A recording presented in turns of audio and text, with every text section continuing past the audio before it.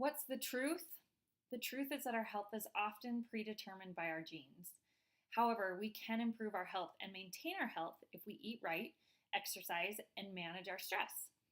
Today, I want to address the eating right. This is a topic of great debate. Should we be vegetarian or eat mostly meat and protein? Vegetarian. Diet drinks or sugar-filled? Neither. Skin on the cucumber or peeled? On. But really, I don't want to talk about any of that. I want to address the gut. Apparently, things like cancer, diabetes, allergies, asthma, autism, depression, and inflammatory bowel disease are predominantly Western afflictions. According to Justin and Erica Sonnenberg of The Good Gut, the modern world has changed the way we eat. Highly processed, calorie-dense, industrially produced foods, and how we live. Home sanitized with antibacterial cleaners and the overuse of antibiotics when we're sick. And this in turn has affected the human microbiome and the microbiota in our gut. Groundbreaking new research has revealed the importance of the microbiome, the vast community of bacteria that lives within us. It turns out these bacteria outnumber our cells by a factor of 10 to 1. New research suggests that a balanced microbiome regulates the immune system, metabolism, sustains the gastrointestinal tract, supports mood and brain function, produces crucial vitamins and nutrients, and helps us maintain a healthy weight. So all of those Western illnesses have the potential to be avoided or improved upon if we take care of our gut. There's debate about this, but many believe that one of the most effective ways to balance the microbiome is to eat fermented foods. Fermented foods are rich in live bacteria that replenish the microbiome, helping it maintain the right proportion of friendly bacteria needed for a healthy body. Evidence suggests that the consumption of fermented food-associated bacteria is helpful.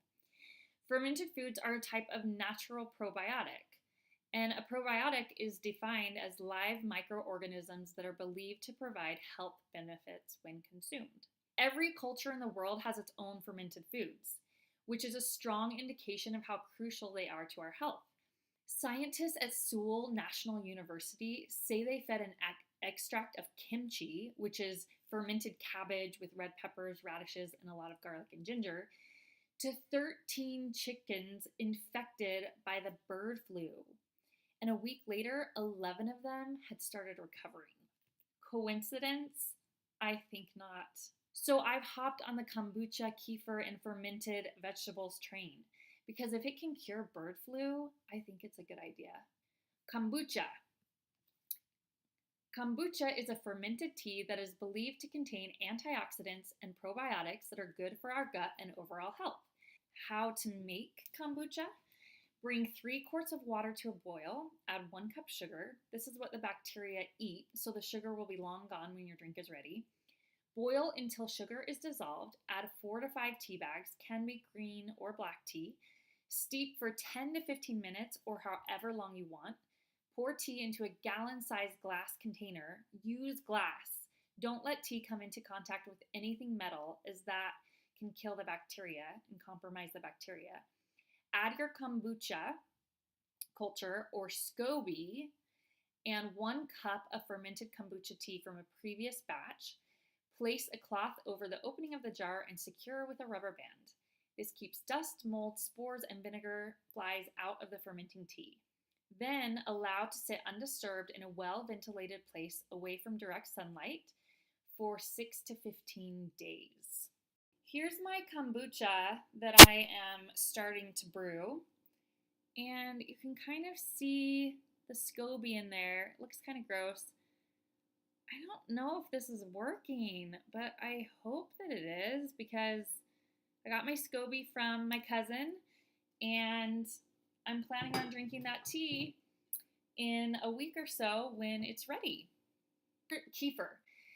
Kefir is a fermented milk drink made with kefir grains, a yeast bacterial fermentation starter, with a consistency and taste similar to thin yogurt. Here's my kefir. Unfortunately, even though this is supposed to be lactose intolerant friendly because the bacteria eats most of the lactose, it's still not sitting well with me, so I'm going to have to give up the kefir. If anyone wants this batch, it's ready for you to start using. Fermented vegetables, such as sauerkraut, kimchi, tempeh, etc., have a lot of probiotic benefits and health benefits. So I just ordered my fermented vegetable starter culture, and I'll link to it in the description box.